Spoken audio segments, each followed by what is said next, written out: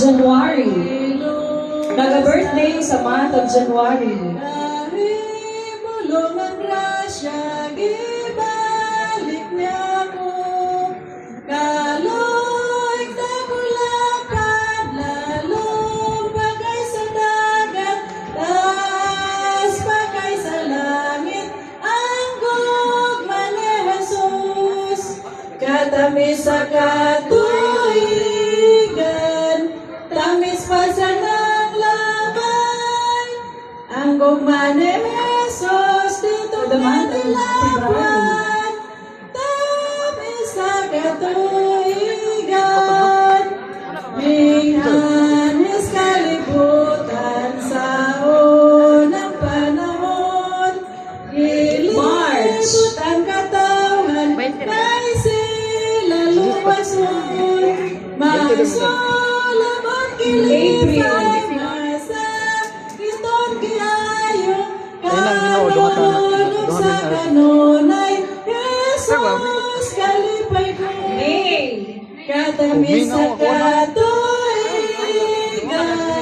tamis pa sa nang labay, ang gugma ni Jesus nitong kanilang buwan, tamis sa katuigan, gugmang kalibulungan ka na So, nag-birthday sa July. Why paglalis gipas July.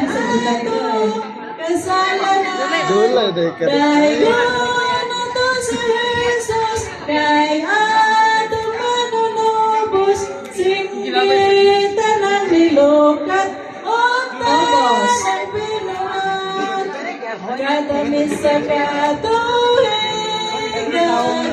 tamis pa sa nang labay, ang gugma ni Jesus, tutok ng dilabuan, tamis sa katuigan, October. tungod sa iyang gugma, giluwas niya ako, kahit bulong ang grasya, ibalik niya ako. November.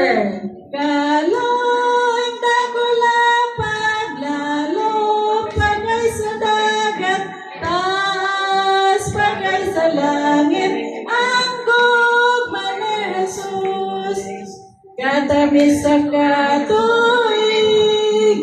December. tamis pa sa nang labay, ang gugma ni Jesus dito kanilabuan, tamis sa katuigan. Daghang salamat mga